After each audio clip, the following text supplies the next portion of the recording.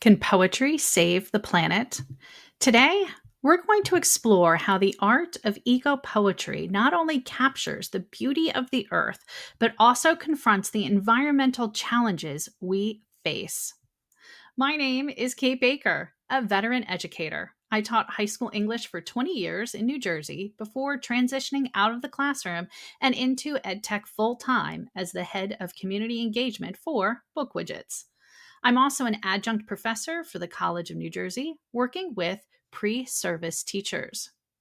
I'm here to guide you through this EcoExpressions WebQuest, a cross curricular tool that is aligned to various standards and designed to inspire and educate by intertwining self regulated, game based learning and poetry with ecological awareness. Today, I'll be showing you how this eco poetry WebQuest can help students connect deeply with the environmental issues through the art of poetry using interactive and multimedia elements provided by BookWidgets. For those of you who are new to BookWidgets is a content creation and evaluation platform for teachers.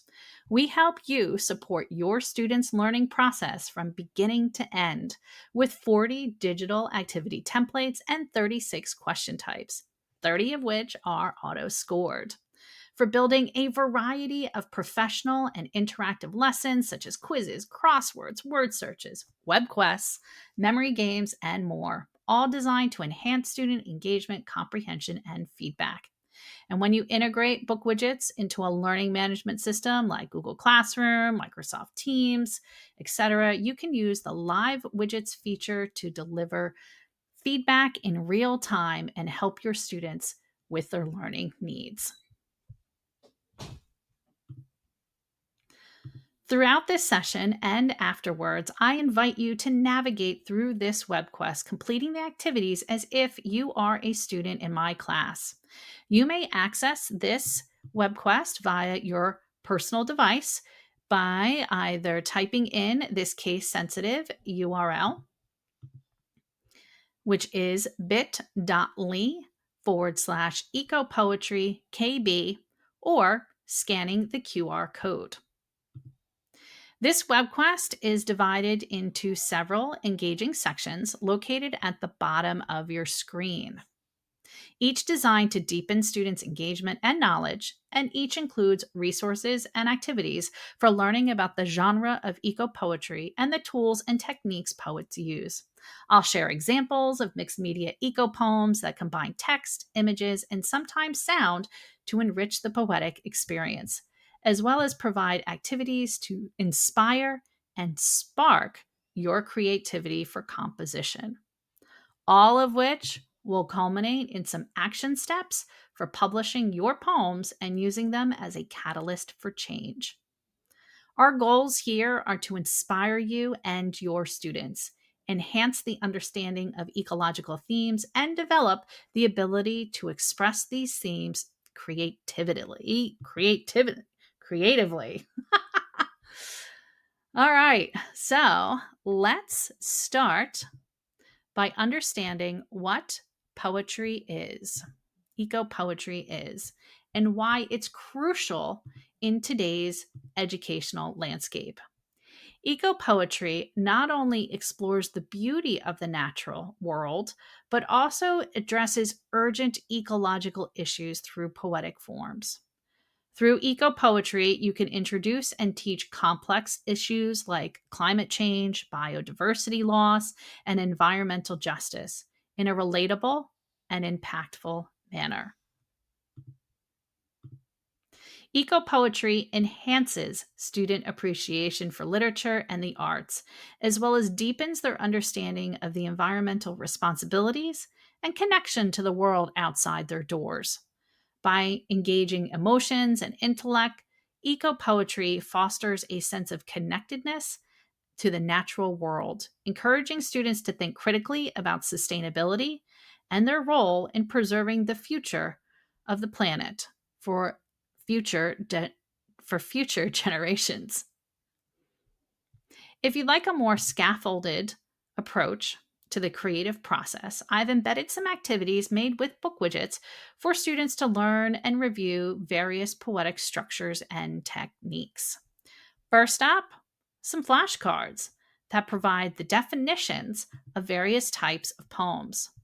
You can initially use these flashcards for students to acquire new information, possibly writing the definitions in their notebooks using that ancient art of handwriting.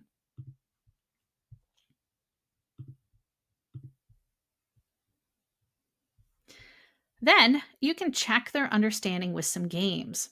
You can allow students to do all three or let them choose which game they'd like to play. On a side note, after I created the flashcards, I uploaded a document I had on file to make those flashcards.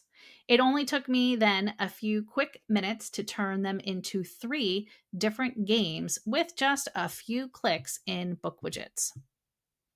So here we have a crossword puzzle, word search,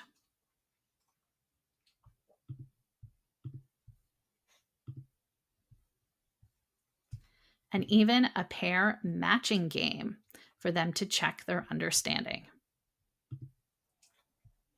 As we scroll down, I also have some additional flashcards and games for learning about poetic devices, helping students recognize and use these techniques in their own poems.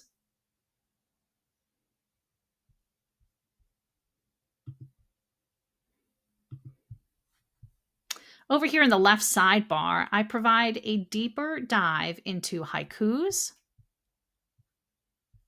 images poems, and Shakespearean sonnets to provide a differentiated instructional approach with poetic forms that are seemingly easy, moderate, and more challenging to compose. Again, you can allow your students to explore and choose which types of poems they'd like to learn more about. I invite you to play as well.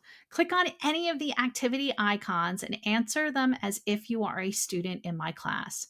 All responses will come back to me, and I will even provide you with some feedback.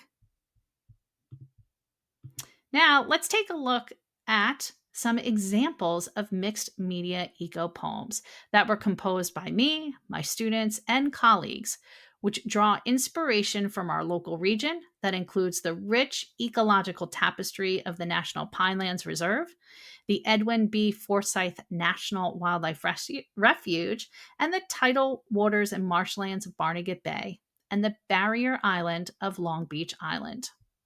This first set of examples, housed within an embedded BookWidgets image carousel, includes pictures of blackout poems that my students created from the pages of discarded books. You can see the uniqueness of each, even though they may have come from the same book. This next example creates a multi-sensory experience as a poem is transformed into a video with sound. This poem was composed as a submission to our town's local Arbor Day poetry contest on the theme of groundwater.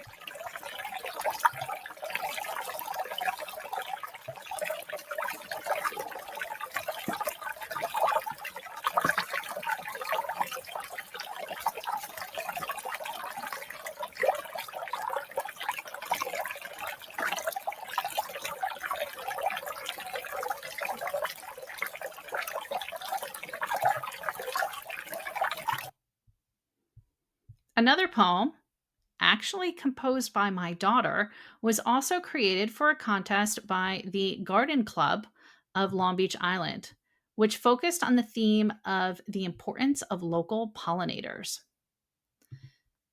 This particular poem was created with using images of her paper, and then we pulled those images into Adobe Express and then added in this layer of animation by removing the backgrounds from some videos that featured bees, flowers, and butterflies.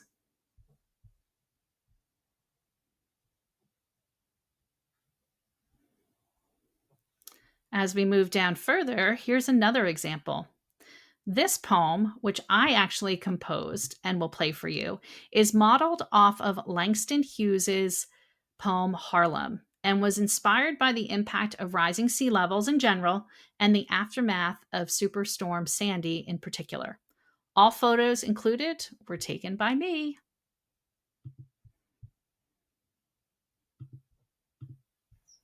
Barnegat, written and photographed by Kate Baker, inspired by Langston Hughes's Harlem. What happens to a forest inundated? Does it slowly sink like a setting sun or soak up like a sponge? Does it dance with cemented feet or sway bowed over like a field of wheat? Maybe it just blisters like a painted wall. Or does it fall? I have some additional examples as we scroll down. This one was created by my colleague, Una Abrams, and she blended here social media and ChatGPT to create these poems, which she wrote for National Poetry Month, and then shared them via Twitter.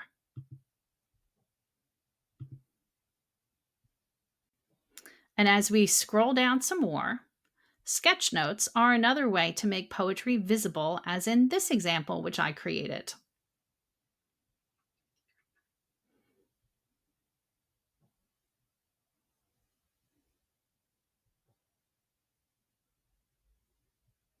And this next set of poems were actually inspired by pictures taken with my smart bird feeder.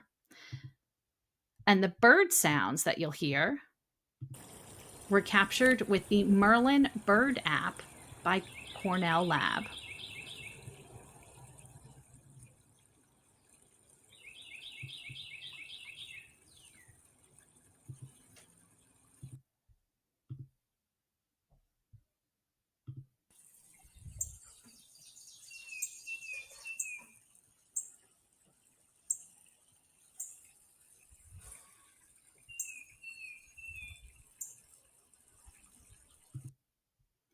As you can see in these examples and more that I have down below, eco poems can be inspired by the world right outside your windows and doors, and can be composed with a variety of tools.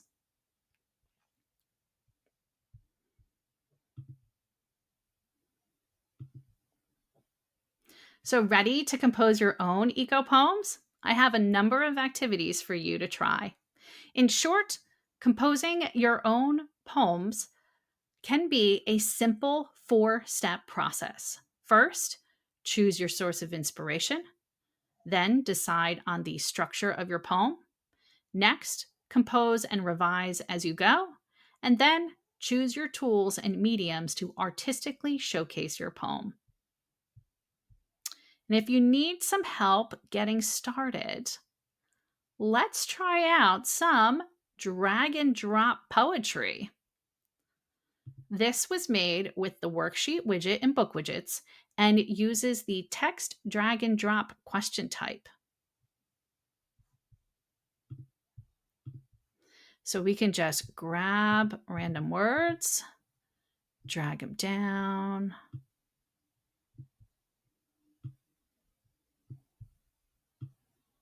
To create a poem. And if we don't like it, we can, move them around.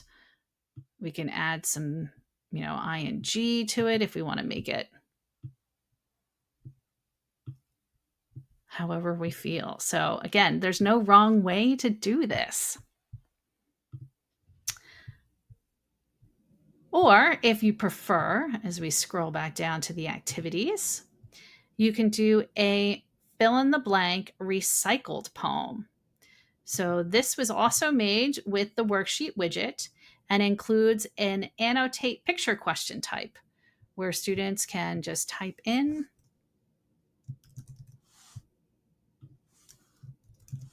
words to create a different type of poem.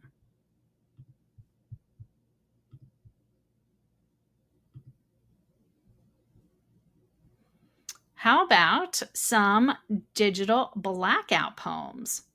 These were made with the whiteboard widget. I grabbed some screenshots from an online public domain textbook and uploaded them as a background image. You can then use the provided tools down here in the toolbar. You can change colors, and then you can use those tools to mark up the text and create your own blackout poem that could even be colorful.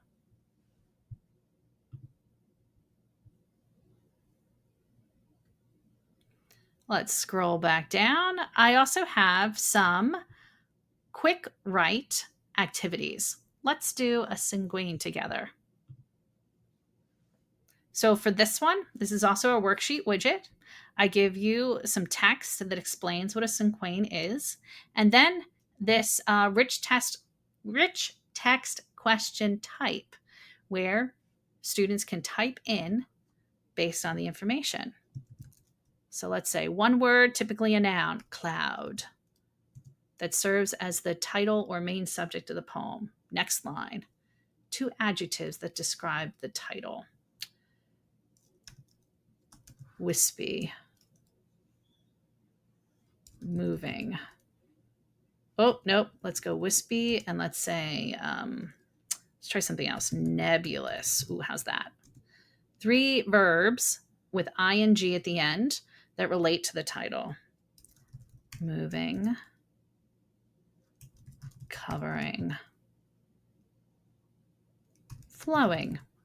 A 4-word phrase that captures a feeling about or a relationship about the title. Let's see. A blanket in the sky. Okay, I got more than 4 words there, but it's poetry. You can change from the form.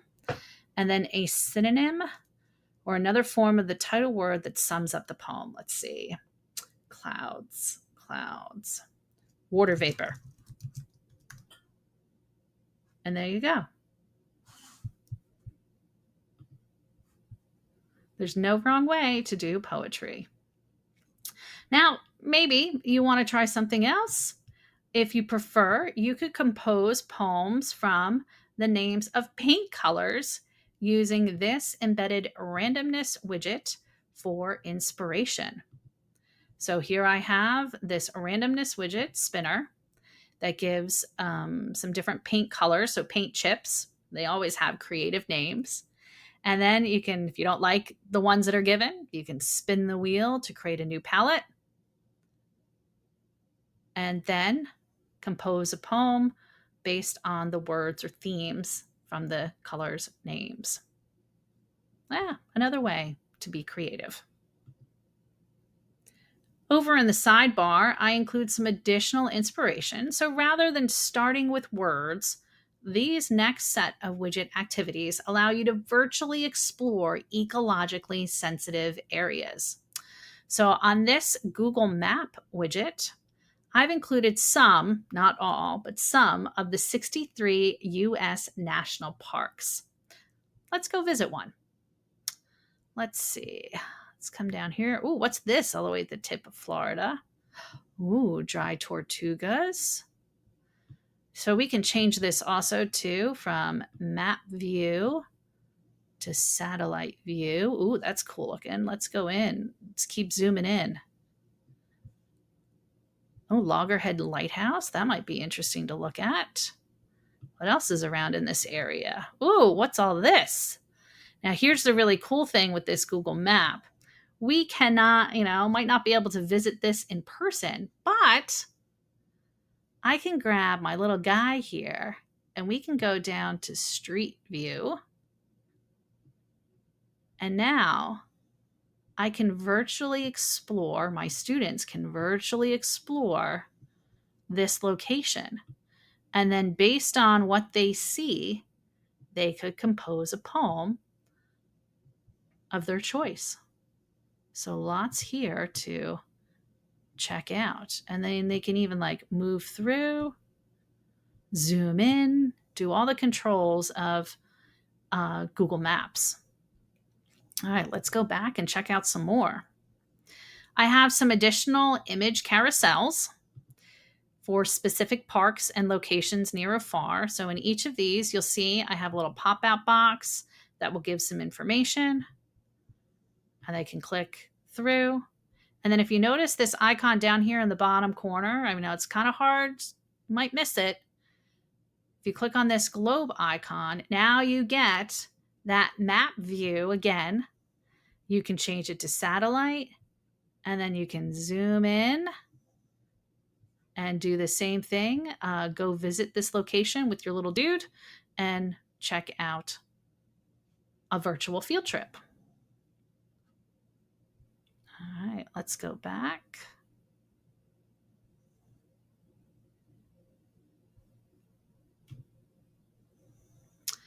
All right, now maybe you want to scaffold the exploration though.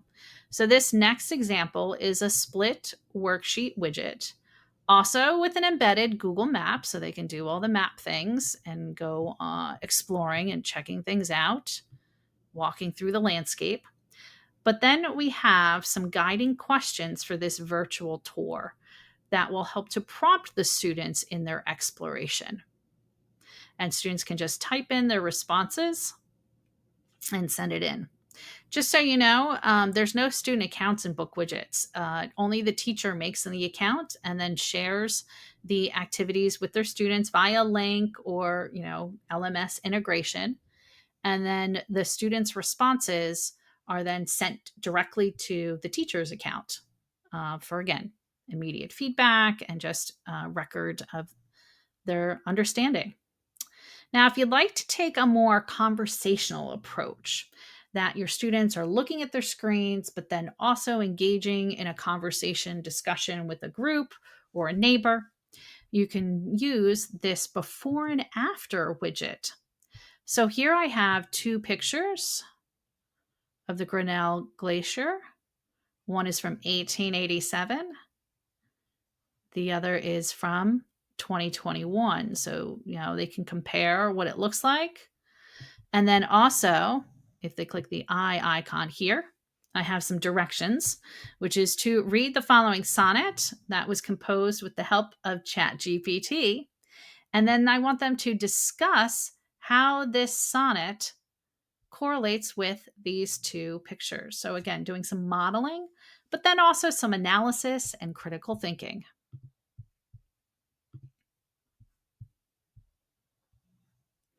All right, I have some other before and after widgets of other locations. And if games are more suited, this pair matching widget has some national locations with their name. So students will click on the image and then match it with the corresponding name. And as you can see here, as I make some matches, let's see, you'll see that there's some accessibility features. We have for those students who might have some perceptual impairments and might not be able to see color. Great. We have the icons in the bottom corner that will signify that they've made a match. All right. Now, for students who want to compose eco haikus or images poems, I have some more guided instruction, including specific activities for inspiration and a checklist for steps for writing that particular type of poem. So for each, an eco haiku, an images poem, again, we have the checklist and some resources and activities for them to walk through their steps of composition. And again, you can do voice and choice, allowing students to do all three or choose which one they would like to compose for themselves. Now, after you and your students have composed poems, the next step, which is very important, is to publish.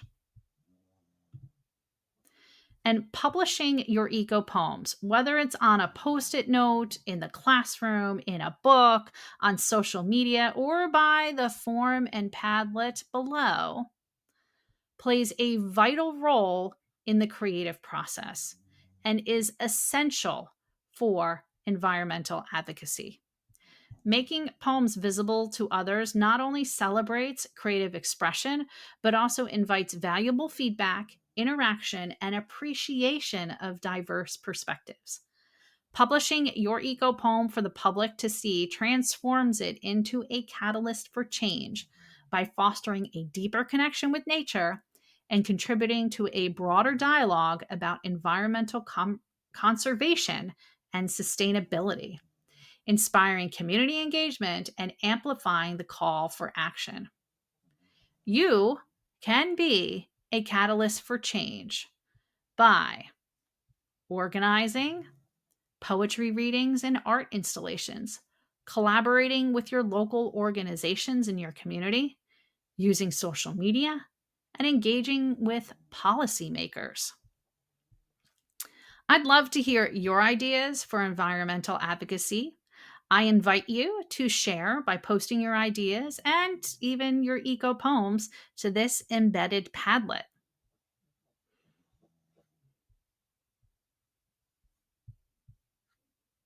And as a thank you for participating in this session, I have a BookWidgets gift card for 3 months free usage of BookWidgets. So just click the link to create an account.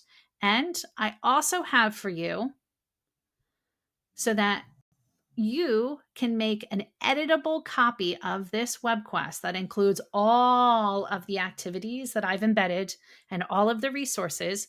You can click this link and add it to your new BookWidgets account. So, thank you for joining me on this journey through EcoExpressions. As we circle back to our opening question, can poetry save the planet? May you feel empowered to say yes. And by engaging with eco poetry, we not only deepen our connection to the earth, but also harness the power of words to advocate for its future. I invite you to carry forward the inspiration from today, publish your poetic voices, and join in the global conversation on environmental conservation. Let's continue to inspire change, one poem at a time. Thank you for your participation, your creativity, and your commitment to our planet.